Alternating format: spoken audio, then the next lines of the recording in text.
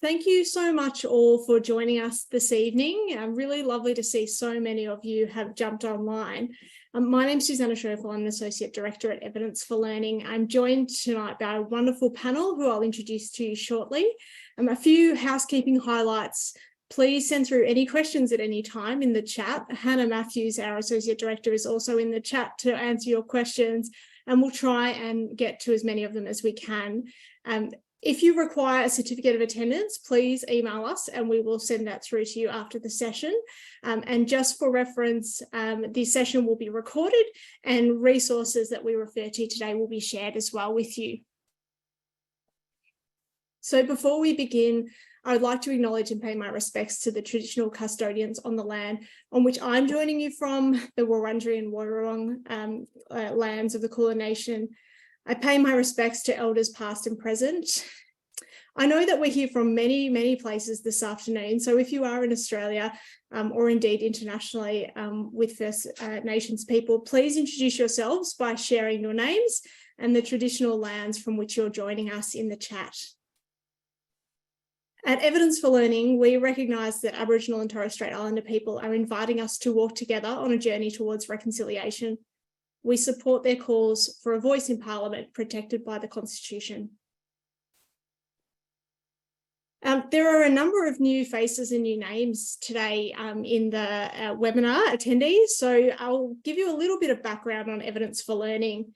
We are an independent not-for-profit. We work across all states and territories and sectors from the early years right up to secondary school. Evidence for Learning was founded in 2015. We operate as part of Social Ventures Australia, who are a national not-for-profit, and we specialise in translating evidence and helping implement it in educational settings. Evidence for Learning is part of a global network of international education evidence brokers, including our founding partner, the UK Education Endowment Foundation, the EEF. And you'll hear a little bit about the role that they play in our work tonight. At the very centre of everything that we do at Evidence for Learning are educators, those people working with children and young people in every school in Australia, just like yourselves. Evidence for Learning builds evidence, we share knowledge, and we support the use of evidence in schools. Everything that we're going to share with you tonight, our guidance reports and resources are free and available on our website. And you'll also see on your screen, there's a number of ways to get in touch with us and keep in the loop, including our e-news and social media. So please feel free to reach out to us on any of those channels too. But welcome to tonight's webinar. We understand that many of you are joining from a number of different settings. And so some of this content will be relevant to all of you, and some of it will be relevant to just a few of you. But we'll be taking a look at one of our most recent guidance reports, our guidance report on effective behaviour supports in schools. This is for all year levels, so primary and secondary schools. If you are from an early years setting, we also have guidance around early years work, and you'll find a recent webinar from Hannah Matthews, our colleague here, and some of her colleagues in the early learning space too. You'll hear some examples from Australian school leaders tonight to demonstrate how evidence informs decision-making and implementation in their setting. And we'll invite you to think about how these recommendations apply to your own settings and how they can inform your work and improve outcomes for your students.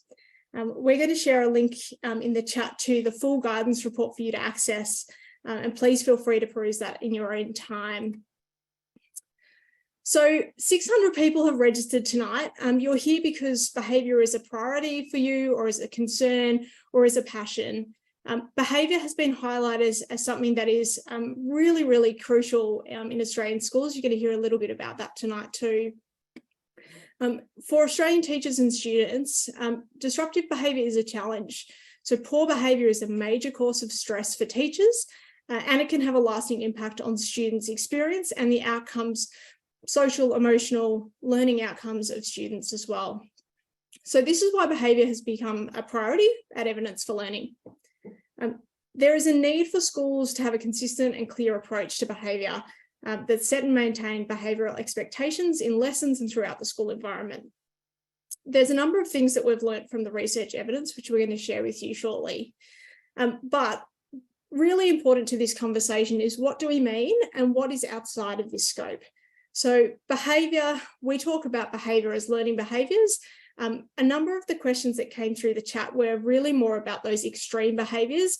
That doesn't fall into the scope of this particular report, although it is incredibly important. So the guidance and the underpinning systematic review don't tackle the more extreme scenarios of behaviour. But you'll see a lot of what we discuss actually talks about the proactive elements of effective behaviour supports in schools. You're going to hear a little bit more from me about the development of the guidance report so that you've got an understanding of the rigour and the relevance of this report. And then I'm going to open up to our panel who are going to share a little bit more about their involvement in how this report was created, but also their really concrete examples from their settings. So I'd like to share with you the process at a very, very high level. There's more information on our website and we're more than happy to talk to you about this as well. So our partners at the Education Endowment Foundation, the EEF, commissioned a systematic review of the evidence into effective behaviour. What this looks like from a rigour point of view is that systematic review sits at the very top of our evidence hierarchy. So we have a high level of confidence in the information that sits within this report. We identified behaviour as a priority with input from our reference groups and advisory groups. And then we went through a process of identifying and shortlisting a panel of researchers and educators to dive into this systematic review. In developing the recommendations that you'll see in a moment, we asked the panel to consider a number of questions. Effectively, they were about, do the recommendations that we're putting forward reflect the evidence base presented in the systematic review? Will these recommendations work for schools with a variety of resources? So we didn't want to put out, obviously, recommendations that were only accessible to a small number of schools. And will these recommendations lead to improved outcomes if they're implemented well?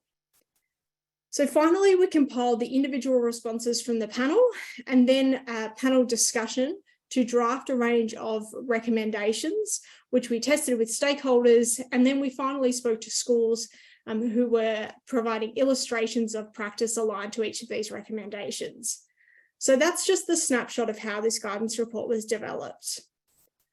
What sits within it is 6 recommendations, and you'll see them here. Importantly, they're grouped into 3 themes. The first 4 recommendations all talk to things that are proactive in the space of school behaviour. Number 5 talks more to the responsive. And then the final recommendation within the guidance report is around implementation, and this underpins everything. So while we're focusing on this last recommendation today, implementation does not have a role in schools without something to implement. And so you'll hear about a number of the strategies that fit within these top 5 recommendations too. One of the quotes that you saw at the opening of today's webinar is a quote from a head teacher and advisor in the UK, Jenny Thompson. It's taken from a podcast that she recorded with the EEF. And just for context, this podcast was recorded right when COVID had impacted the schools there and they were moving to remote learning. And she said, without a really strong culture, irrespective of how a successful strategy appears in design or in evidence, it will absolutely be squandered. And what she was referring to is the role that a culture plays, the role that school leadership plays in ensuring that things are done consistently and implemented really well. She goes on to say a number of things, and I really encourage you to listen to this podcast. We'll share it with you after, about how budgets can be washed away, that it can look like interventions aren't working, even though they've got the potential to work, that your evidence base becomes very muddy, and that it can actually damage staff's perceptions of their own ability to be effective. So some really strong lessons in there, and it speaks to our understanding of how important implementation is and how it can breed consistency. And so that's why we've chosen to focus on this element of the guidance report this evening. It's just so incredibly important. Sorry, my slides are all over the place now. I'm delighted now to introduce our panelists to you. You will see a late change. You might have been expecting to hear from Tom Kane this evening. Unfortunately, Tom has lost his voice, and so we're wishing him a speedy recovery. In his place, very grateful to have Michael Rosenbrock stepping in. Michael is a content specialist with us at Evidence for Learning and has been a number of years in schools and in leadership roles. I'm going to ask each of our panelists, Katrina, Sarah, and Michael, to introduce themselves in a minute. Each of these people were involved in our guidance report process as part of the panel and as part of the review. And so delighted to have their expertise, both from the evidence side of things and the implementation in schools part. So Katrina, I'm going to throw to you first to share a little bit about yourself and your context and your interest in this space.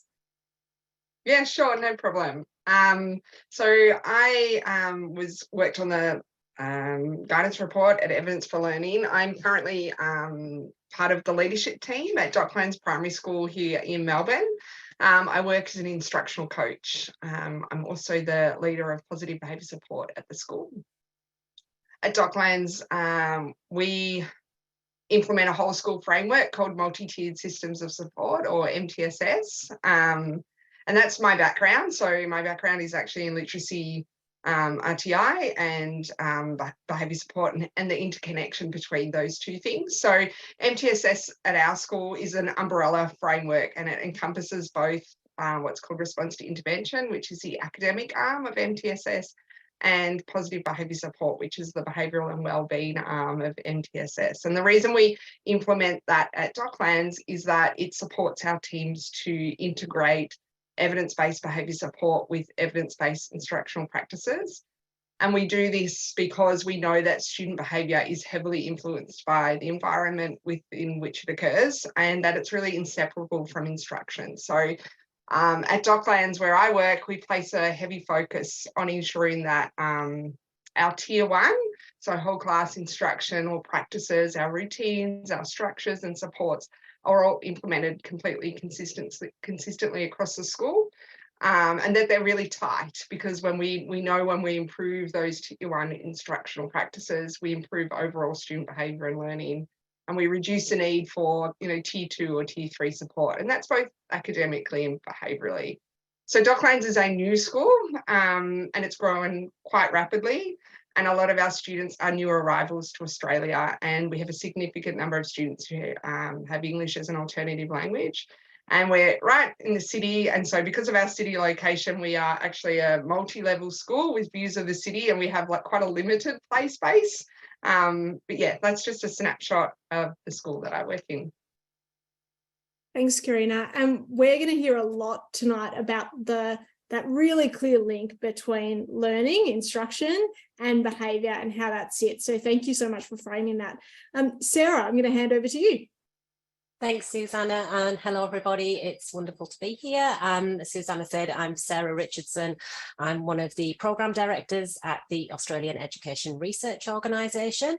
I'm joining from beautiful but chilly and getting dark Bunurong country, southeast of Naarm, Melbourne, and I'd like to pay my respects to elders past and present, and also acknowledge and pay my respects to any First Nations colleagues joining the meeting today. A little bit about me. So I started my career back in England. I'm quite certain the accent has already given that away. I can't get rid of it. I've been here a while now, but it's still sticking. It was in the northeast of England, and I was a teacher, then principal, and then I also worked in a role that was kind of supporting school improvement across a network of schools. I then moved across to Australia and joined AITSL, the Australian Institute for Teaching and School Leadership, where I worked on a number of projects looking at policy reform in initial teacher education, school leadership and quality teaching, and then had the joy of moving across to Aero in May last year, where I work with amazing colleagues looking at how we can translate the evidence of what works best in classrooms into really practical tools and resources for teachers. And a really current priority for the team I'm working with right now is our Engaged Classrooms project, which is a project that will take us through to December 2024, and will see us produce a whole suite of tools and resources for teachers and leaders, tackling how to set up safe and supportive learning environments through effective classroom management. So really pertinent and relevant to this report. And we've had some great conversations with the team at Evidence for Learning about our work and the interconnection. So yeah, great to be here tonight. Thanks, Susanna. Certainly watch this space. Position for you, Sarah. I think we've got some really exciting things coming from our colleagues at Aero. Michael, you've been put on the spot. I mean, very limited notice, so thank you for joining us tonight. I'm really delighted to have your expertise here as well. How about you do a little bit of an introduction to your background, which is fascinating too. A pleasure. Thanks, Susanna, and really good to be here. It's such an important topic to discuss, and obviously of great interest to everyone. As Susanna sort of previewed, I am currently working as a content specialist for Evidence for Learning, focused on leadership and STEM. My background most recently is an assistant principal at Wodonga Senior Secondary College, which is in the state system in regional Victoria. And before that, I've done quite a few other different roles in the state system and a few different schools. And prior to that, something completely different. I used to be an aerospace engineer. So I guess what I see looking at all of this process, it's been a delight to be involved in the panel process in particular. Some really excellent discussions and great to engage with what's in that systematic review. And really, too, as is often the case, heartening to see the key themes emerging there, which are, in a sense, common sense, but maybe not that common. And for me, particular as a school leader, the importance of implementation and the consistency across the school and the important role that leadership can play in setting up a school to be successful, whilst also acknowledging that any classroom teacher can make a difference in their own practice. And that's also reflected in the guidance report. So, and I'm coming to you from very cold northeast Victoria, where the clouds have been with us all day. Thanks so much, Michael. I'm going to stop sharing now so that you can see our presenters in full. And we're going to really dive into the discussion that we're planning to have tonight. So the first question I really wanted to share with our panel is a reflection on the systematic review and panel process. It was certainly a detailed process. The review is a long one, as most systematic reviews are, but we all had a good chance to look through it. Were there common elements that each of you saw that sort of highlighted or were affirming or challenging within the systematic review itself? And I should precursor that perhaps with the systematic review didn't look to assess particular programs in silos, but to draw out the key elements that made those programs and approaches successful. So we didn't sort of see a ranking of programs or anything like that, but a more consistent elements that came out of those as impactful. So Karina, perhaps I'll throw to you first. Were there particular things that stood out to you as challenges to your sort of professional belief, as affirming? Anything that stood out for you? Yeah, definitely. I think what stood out for me was the evidence underpinning recommendation 2, which was teach learning behaviours alongside managing misbehaviour. And this was quite affirming for me because it's really how we approach it at the school I work for, and how I've approached it in different roles that I've had as a behaviour support coach. And that is that I see it simply as proactive behaviour support and reactive behaviour support. And that came across a lot in the literature. And so it kind of matches that idea that we have, that we take an educative and proactive approach to behaviour support at Docklands. So that's where I found it quite affirming that this is what the evidence says is most effective for schools. And so what I mean by that is we try to be as proactive as possible by preventing behavioural disruptions before they occur in the first place. And so this doesn't completely rule out the need for a reactive approach, but it generally heavily reduces the need. And that kind of idea kept coming up about proactive approaches about teaching. And we had lots of discussions about what that mean and teaching behaviours and things like that. And the way we look at it at Docklands is that we see behaviour as a curriculum, and it's something that needs to be taught alongside our academic curriculum. So it's kind of like why we believe in an MTSS framework, is that, you know, we teach behaviour as a curriculum using the same explicit and direct teaching approach that we apply to all our teaching. that is an I do, we do, you do approach to teaching behaviour. So we identify the behaviour we want to be taught, we explain its purpose, we overtly teach it and model the behaviour using examples and non-examples. We provide practice and role play using the behaviour. We frequently check for understanding. We might provide feedback and reteaching if needed. We monitor progress. We provide pre-corrections and reminders for expected behaviour, and we use behaviour-specific praise to reinforce, specific target behaviours that we're working on. And all of these things are good teaching. We take what we do with teaching, academics, and we apply it to behaviour support. So we break it down in the same way that we would. So seeing that kind of stuff come up in our discussions with Evidence for Learning and the systematic literature review around this approach to teaching behaviour was really affirming. I'm going to come back to one of your points on monitoring in a moment, but Sarah, can I throw to you? I mean, you're quite familiar with this sort of process of systematic review and are right into the research. What did this process bring up for you? So the process itself was obviously incredibly rigorous and thorough, and it was just wonderful to be kind of part of that and to feel a huge level of confidence in what was ultimately articulated in the report that was then published and shared, and to know that the rigour that stood behind that, both in terms of the approach to the review, but the conversations and the considerations and the refinement of the recommendations, so that they were absolutely applicable to Australia and the schools and teachers and leaders that we work with. So that was great in terms of the process. I'm going to switch now to putting my teacher principal kind of head on, because the first thing that really resonated to me when I kind of looked at the evidence was that even though the concept of managing behaviour to support learning can sound a bit big and daunting, particularly if you're newer to the profession or you're starting to lead a school, can feel pretty complex. The evidence shows that some simple things done really well can actually have a huge impact.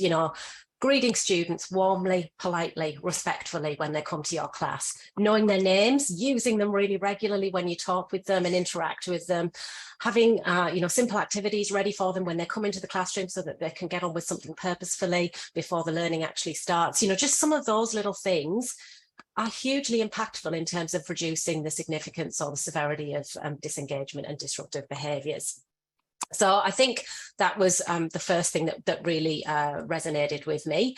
And I had the privilege of visiting a school here in Victoria just last week, a secondary school, where they're really taking a sharp focus on doing just that. And it was really clear when I was talking to teachers and students what a difference actually putting some of these things in place was starting to make. And they've only been working on this since term 1. But just that notion of greeting students at the door, checking before the students come into the classroom, they've got all the right equipment, and not in a judgmental way, but just to make sure that they've got everything they need. And if they don't, actually giving it to them so that when they come in, they're ready to learn. And then a brief instruction as to what to do when they come into the classroom. And you could feel a real sense of calmness and a real sense of purpose when the students were coming into the lessons. So that was wonderful. I guess the second thing that resonated to me was that even though we're talking about these as some simple little things that can be done, actually, if you really want to embed them and maximise that impact, then there has to be that investment of time and resources from school leadership as well, and really make sure that teachers are supported through great professional development and ongoing support to make sure that these things are really sustained and maintained in the long term. And I think, Karina, you just touched on exactly how you're doing that at Docklands, so that was wonderful to hear. School leaders play such an important part in this process, and I think the report does a wonderful job of acknowledging that. And again, saw this in the school that I visited last week. It was incredibly visible that the school leadership team had seen this was a priority. They wanted to address it. They invested in significant professional development at the start of the year, and now they're actually investing their own time to actually check in on teachers, observe what's going on, provide coaching, provide feedback to make sure that the practices they want to see and they know will have an impact are actually being sustained and maintained. So I think incredible to see them on their journey and to hear that kind of reflected in what Karina was talking about earlier on. So I guess for me, it was those two things. Simple things can have a big impact. And secondly, if we want to see this embedded and actually maximise the impact, then that needs that investment and time from school leadership and good support for teachers and leaders. It's such an interesting point, Sarah. I think within the panel discussion, the professional learning element came up as a sort of a component of so many of the recommendations themselves, and it does sit across, you know, the implementation stage, but particularly around supporting teachers who are either new to a context or just new to teaching themselves, who might need a little bit of extra support around that. So there's some really interesting work there. And there's also, as you've perfectly described, the school that you visited, a really similar case study featured in the guidance report about Rosebud Secondary College. So I'd encourage anyone who's interested in looking into those types of elements. There's some great Australian case studies within the guidance report that have got really, really clear and concise, tangible elements to them, including work from Karina and also from Tom, who's not with us tonight. Michael, has that given you enough thinking time? I think, I mean, you'll be more than capable of answering this. You've been very involved in the process. Yeah, thanks, Susanna. And yeah, certainly what both Sarah and Karina have said really aligns with my experience as well, and my main reflections on the report. Certainly my own experience in schools, and particularly in a leadership role, the importance of the consistency across the school and how that can really support teachers, and particularly where we have, you know, change, new staff move between schools frequently, and students have different teachers as well throughout the day and perhaps throughout the course of the year. So that role that consistency can play in just providing a predictable environment, and even around the language with which we communicate about things. So having consistent language, consistent ways of describing certain things. You know, these, and I guess it's heartening because these are fairly simple things, even as in the concepts, at least on a whole school basis, but having that consistency, having clarity of language, having some clarity around processes, and what happens when something happens, or what happens at the start of the lesson, or the instructions to send a student to do a particular action, and the consistency and clarity there, how that can really transform the environment of the school and support behaviour to be well managed. And so that really stood out to me. And also, I guess the other part that both highlighted in a sense is the importance of the support we provide to teachers in terms of developing practice, and that some of that can be quite simple. And really, I think of that in terms of what do people's toolboxes look like, and how can we fill that toolbox up with good, effective, easy things that can be used and done really consistently across classes. And I think the other part that comes to all that too is, I guess, thinking from a more of a senior schooling perspective. And I think someone had a question in the chat about teaching behaviour in senior school, and I would say, well, yes, there is still a relevance to that, and certainly it may be in a different form, but explaining why we're doing something. So I am doing this because this matters, and because that affects your learning, and because I care about your learning. So making those connections and teaching the behaviour in that way, and also teaching it through this is what we have agreed as a school to do. So those sorts of themes being really clear there, you know, certainly aligned with my experience, and I guess that important role that leadership has in both engaging with the what can be done to effectively support behaviour, and also making that work for the school's context, and really getting to the detail of classroom practice. And I guess even if a leader isn't in the classroom, being in the classroom enough and being close enough to it to understand what teachers are needing support with. Michael, a really interesting point on context, and this goes, I think, to our next sort of discussion point about implementation in context. So the guidance report is certainly not sort of a copy and paste type of document. It's not designed in that way, but it's set up as a suite of recommendations, a suite of resources, which schools can then, and particularly school leaders, adjust, implement, make sure it fits for their context without losing those essential elements that we know are effective.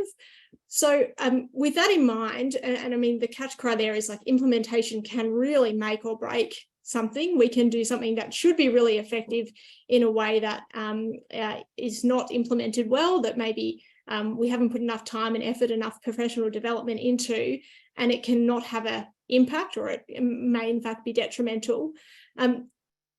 But supporting behaviour through implementation, like, what can we share about the simple things, the expectations, particularly around the implementation of those things, And then the second part is kind of the monitoring. And Karina, maybe I'll throw back to you, because you'd mentioned monitoring, and I know that you've done so much thinking about this at Docklands, but how do you go about applying these routines, thinking about the school-wide approach of these routines, and then monitoring to see how that's tracking?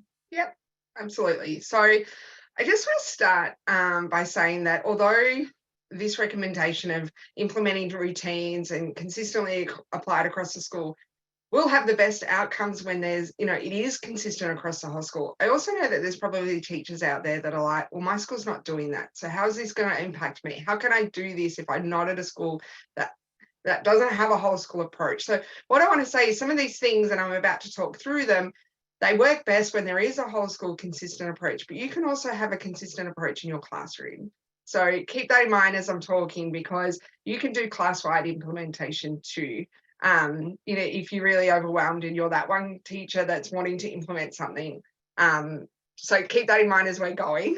As I mentioned before, at Docklands, we focus heavily on the quality and consistency of our Tier 1 instruction. So our implementation focuses heavy on that, because if we can get Tier 1 right, and what Tier 1 is that what all classrooms are doing and all teachers are doing in their classroom, if we can get that consistent and we can get it really tight, and we can make sure it's really tight, then we can reduce the need for higher tiers of support.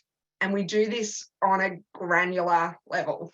So, and I like that it's been mentioned that it's the simple things that can work if they're done really, really well. And that's what we do. That's what I mean by Tier 1. So it's at this granular level. And it means that we think about behaviours that we want to see in our classroom, and we break those behaviours down into their component parts. So steps in a behaviour chain.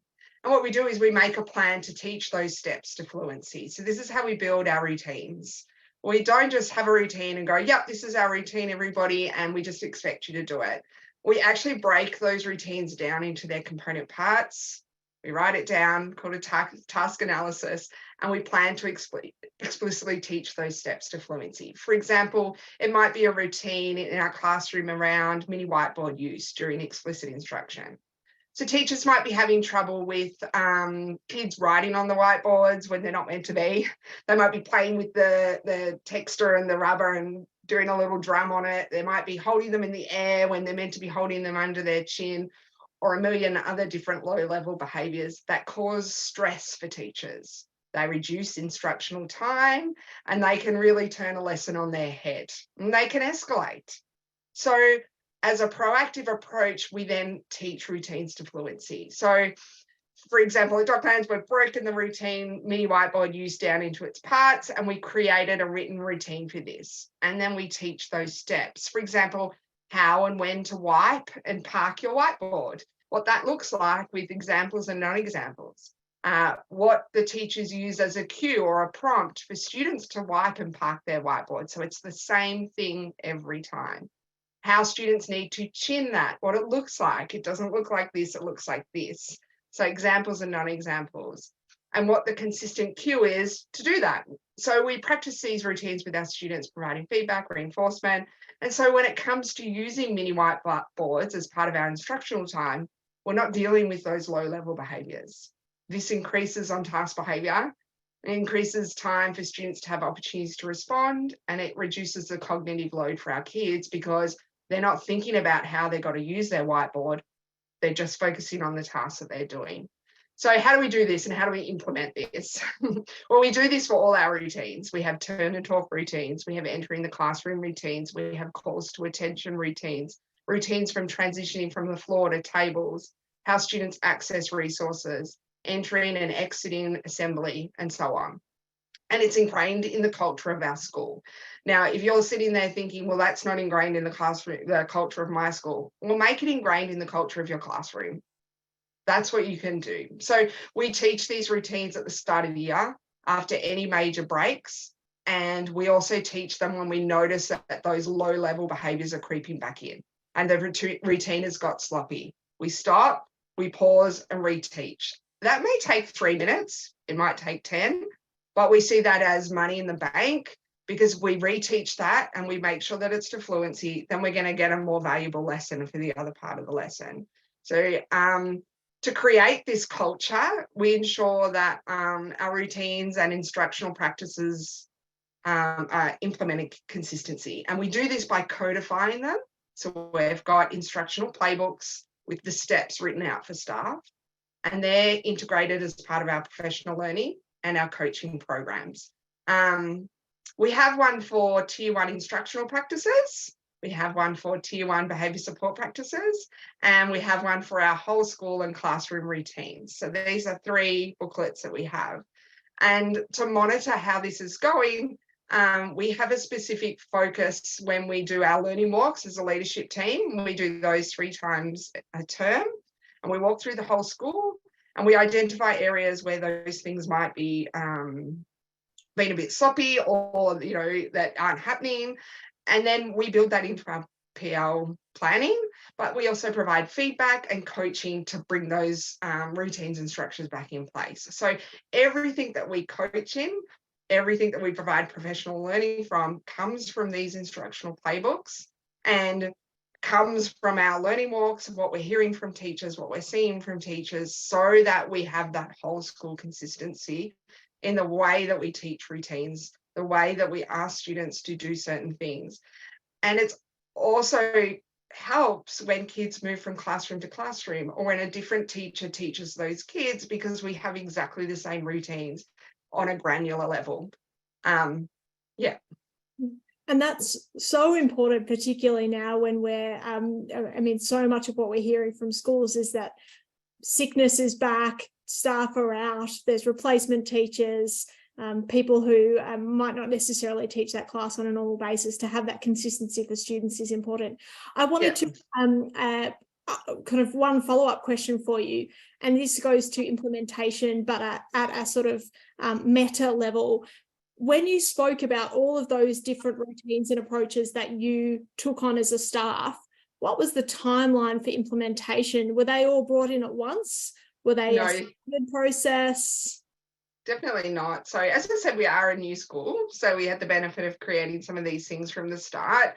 But it's an ongoing process, and we are constantly updating those books, and teachers are saying, hey, we should be putting this in there because this works well. It's constantly changing and developing, and we always underpin it with the evidence.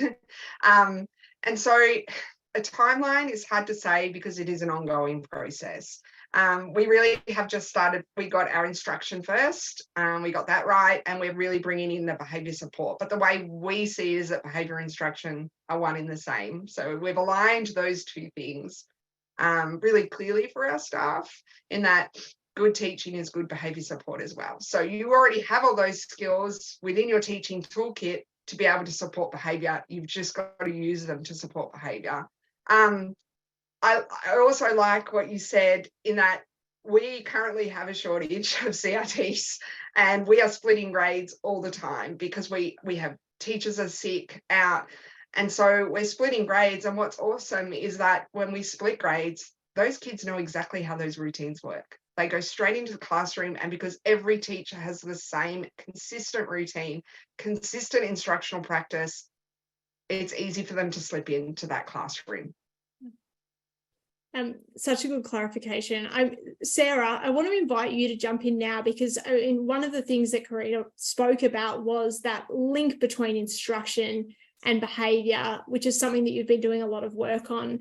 Can you, we often tend to compartmentalize this sort of work when we're doing research, but actually when we're talking to schools and recommending things, it's very, very difficult to present one without the other.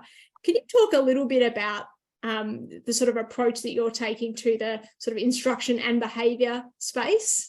Yeah, sure, Susanna. I feel like I'm coming in after an awesome description already. So thank you, Karina. I think you've already articulated that relationship really well. So I'll do my best to take it from there. Look, I think it's a good place to start is, even though there are multiple factors that influence behaviour, many of which are outside of the teacher's control, we know that. We do know that disengaged and disruptive behaviour can be a result of work-related issues in the classroom. You know, that is either the work's too hard or too easy, or they're not understanding what they're being asked to do, or they're being asked to do too many things all at once. And we know what that can do in terms of frustration. So what students learn and how they are supported in that learning can influence behaviour. So great teaching strategies, as Karina's just explained to us, and establishing an orderly classroom in which students feel safe, valued, help to manage their behaviour, are really powerful preventative strategies. So if we start with those teaching strategies, and again, Karina's given us some awesome examples already, when teachers know where their class of students are in their learning and they begin there, when students are presented with new information for the learning in small manageable chunks, when the teacher models the learning, gradually reducing the scaffolds and supports provided, when the teacher checks for understanding regularly and intervenes when additional teaching and support is needed, then it's less likely those students will become overwhelmed.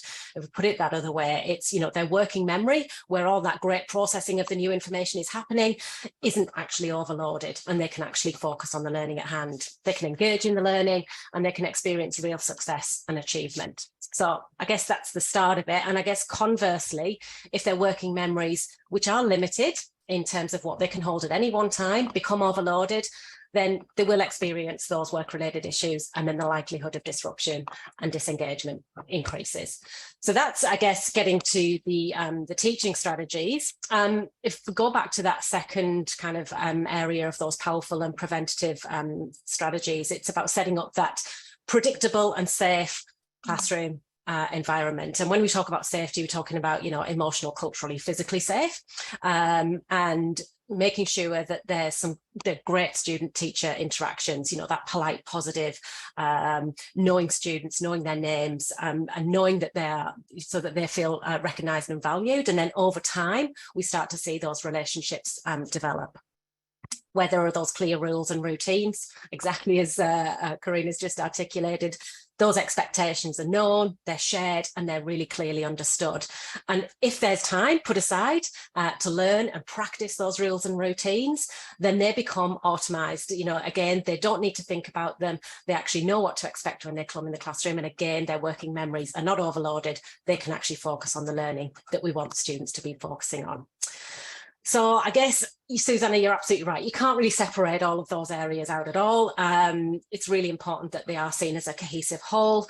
And that's why I guess, you know, it's really important for that consistent, coherent approach across the school, and where school leaders play that really important part, because they can take that big picture view and they can support those strategies being implemented consistently and coherently across the school, and make sure that teachers are well supported to do that, because, you know, it's easy to talk about it, but it can be challenging to do. And, you know, ultimately, that's how I think we'll see much greater impact on outcomes for students.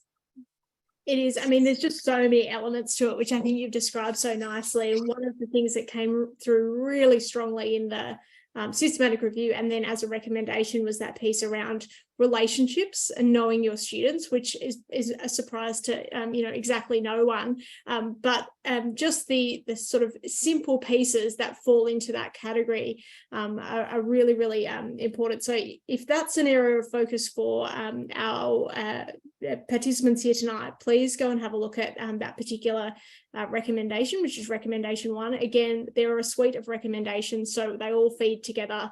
And you know, complement one another and will make each other stronger.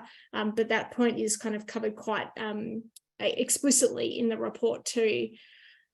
I'm going to throw back, I'm just, you know, with 15 minutes to go, there's a number of questions coming through in the chat, but I do want to cover one other thing, because it came up so frequently in the questions that we had pre-registered, and that was about considerations for data collection in this space, and the questions sort of varied from sort of the initial, how do we understand what's happening, to how do we monitor the things that we're doing so that we know that we're having an impact, which is such an important piece of any implementation project or strategy, to the impact of this in a school, which is really, really sometimes difficult to pinpoint what is the input to what is the output.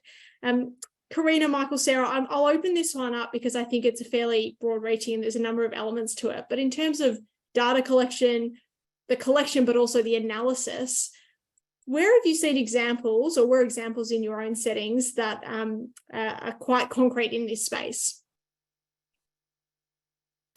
Karina? I'm happy to start. Yeah. I'm happy to start. I kind of want to start by having people think about data from a few different viewpoints. First, think about it as whole school behavioural data. So this might include the frequency of referrals for office support for behaviour incidents. It might be the number of positive postcards that are sent home as recognition of positive behaviours. It might be the number of suspensions or the number of amber compass reports. So I look at data from 3 different ways. The whole school behavioural data, which can give you a real broad sense of what's happening in the school. And if we look at the data now and we look at it in 6 months after we've tried some things, has it changed? But we can also look at data from a classroom level. So, for example, you might collect data on a 10-minute sample of a teacher's praise to correction ratio. You might take a frequency count of student call-outs or disruptions during a 30-minute lesson. And then you can also look at data from an individual student level.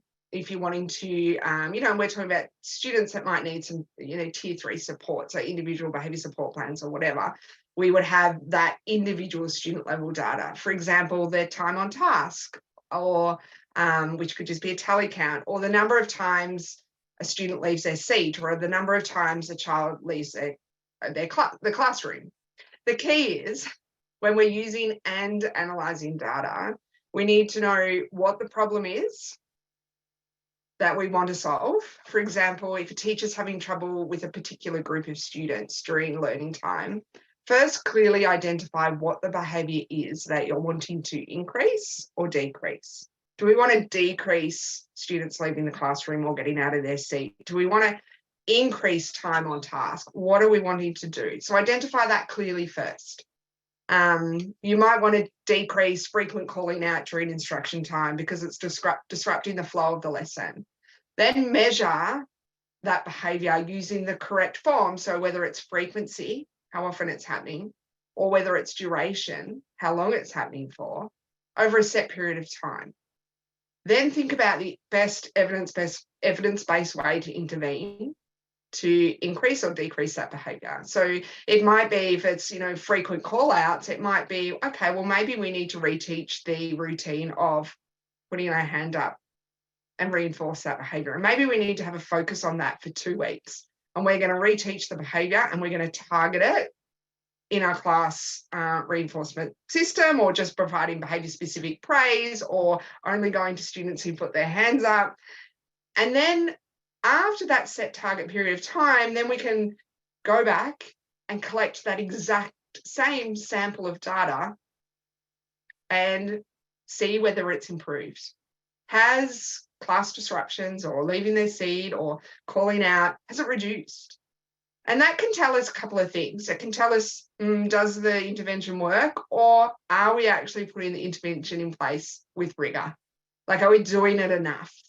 So the data needs to be considered in a, what's the environmental change we're making? Are we doing it well?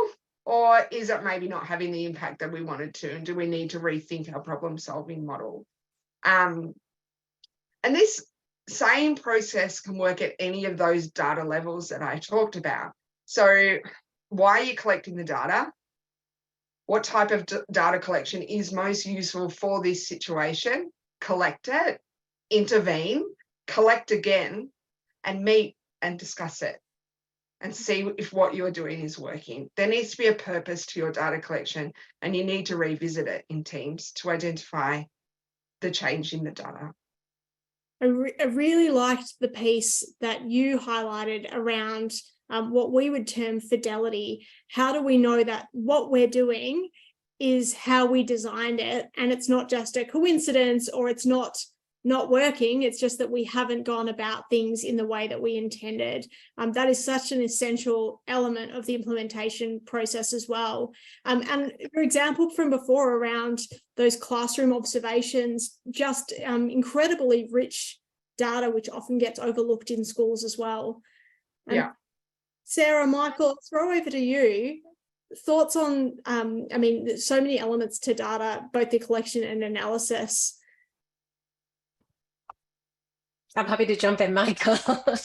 Yeah, I think just picking up on that, that notion of collecting data from those observations, where I've seen it done particularly well, is when the way of collecting the data is very tightly lined up with what the change or the practice that they're trying to improve.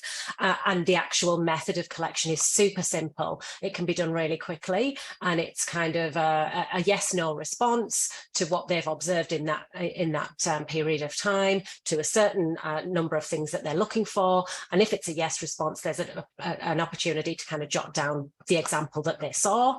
And then that's some really tangible examples to kind of feedback and to have a structured conversation around with the individual. But it's also a great record that can then be kind of captured along with all of the other information to actually track change over time. So I think it's, you know, that focus on observable teaching behaviours or student behaviours, and then finding a really easy way to kind of capture that in the moment, and making sure that what you're capturing and what you're observing is really tightly linked to what you're trying to change over time in terms of practice or behaviours in students as well. It's an incredibly important message about keeping things simple. We don't want to make life more difficult for anyone in our schools. To make sure things are really feasible is incredibly important for both the implementation of that particular thing and for the accuracy of what we're trying to collect as well. Michael, I'll throw over to you. Yeah, I'm conscious of time, so I'll be brief. And really, for me, it's a theme that's come through there quite a bit in my own experience as well, is that being really tight and specific with our use of data. We might have a lot of data, we might continue to collect a lot of data, but what is the best thing we can focus on right now to affect the change we're going to affect, and for that change to be quite specific as well, to make that then achievable, so we can collect and focus on that, make an achievable action, make a change, see the change as Karina has described, or not. And then see what our next step is. And I think when we're looking at something as big as a school-wide approach to behaviour, it can seem really, really big. But as leadership in a school, to narrow down the focus to one first step for improvement and to focus on that, whilst also keeping in mind that sometimes we might need to stop collecting some forms of data, and we might need to de-implement something we're doing in a school. We might actually need to stop some stuff before we even start something. Absolutely. I'm going to throw over to the panel for sort of their final thoughts, a 1-minute wrap up of sort of the key piece of information that they want to impart with you all this afternoon.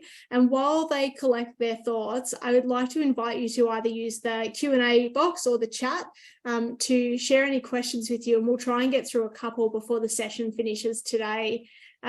So let's go in reverse order. Michael, I'm going to throw to you first. All good. For me, really, it's all almost what I just said, but it's about implementation and about picking an area for improvement that you know is going to make a difference and going ahead with that. And doing the work, using what's in the guidance report, but not saying you have to do everything all at once, but picking something that you can do that's right for your context, and taking into account all the guidance and going ahead and going through the process of implementation. And that's where the rubber hits the road. Yeah, absolutely. Sarah. Thanks, Susanna. I'll start by just saying what a joy it's been to be part of this conversation tonight. Wonderful to hear about the practical examples from you, Karina, and Michael, to hear your reflections as well. So thank you for inviting me along. I guess, you know, I think just seeing the number of people that have come along to this session affirms that notion that this is an area of interest, challenge, focus for many teachers and leaders across schools across Australia.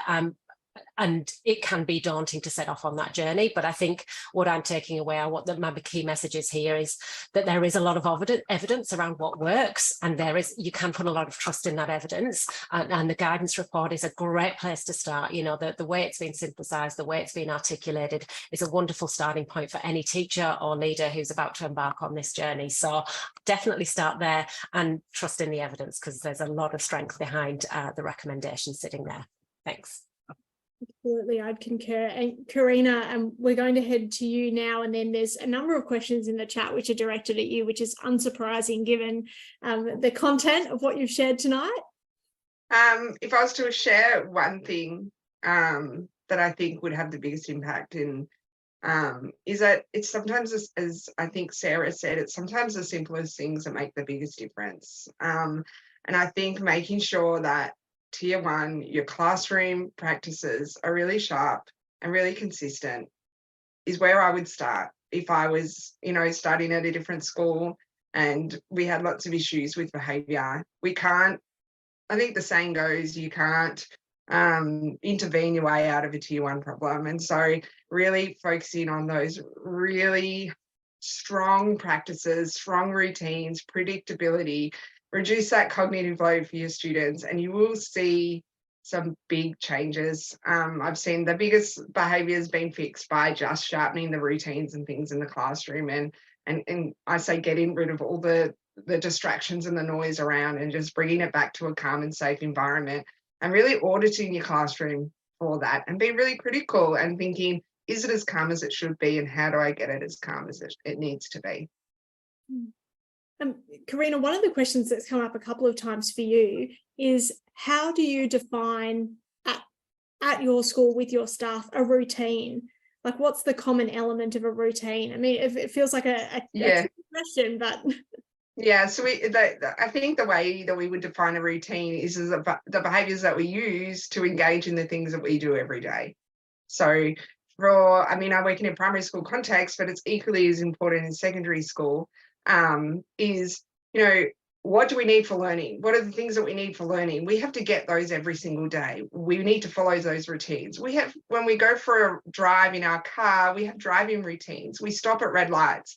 We drive between the white lines. Like, what are the things in your classroom that are the road signals, the things that are in place to get kids doing the things that you want them to do? So teach those routines. And so a routine for me is anything that the kids need to do to engage in the learning. We want to make it fluent so they don't have to think about it, so they can focus only on their learning. And you may think that they know a routine, but they may not. So reteach it. That's a terrific sort of final comment, I think, to take us out of tonight. I'm going to share a few final notes for the participants here, and then we're going to ask a little bit of feedback as well. So, as well as the terrific panel that have joined us here tonight, we've been developing a number of illustrations of practice in this space, working with some school leaders from across Australia. So these will be, or these are located on the website with the guidance report. Please feel free to have a peruse if you've got particular interest in any of these schools. And there is one for Monterey, where Tom joins us from as well. So in Tom's absence, please feel free to read the work that he's doing there, and get in touch with us if you'd like any more information. Plenty of work there for you to explore. The next piece is really, we run these webinars semi-regularly, and we're really keen to have your feedback. There's a couple of ways for you to provide us with this. So the first one, and most importantly, is we're going to drop a link in the chat now, which takes you to a short survey on professional learning. And we'd also love for you, before you leave today, to leave a key reflection, a takeaway, something that's resonated with you, something that's made you think, in the chat box, to give us a little bit of real-time feedback about what's been useful. So that's the call to action for you right now, and that chat will be going, that link will be going in the chat. There's a number of ways to get in touch with us, but please feel free to do this. It's a really genuine offer. We love to talk to people in schools about what they're doing. So please reach out if you've got great examples. We'd love to hear from you.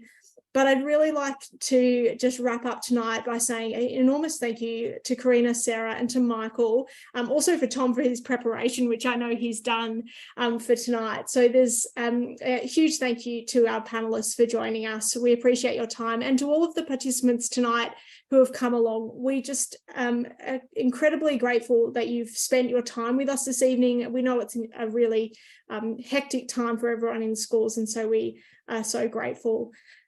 With that, I'd like to thank you all and wish you a very happy evening, and we hope to see you again at another webinar for E4L. Thanks so much. Bye.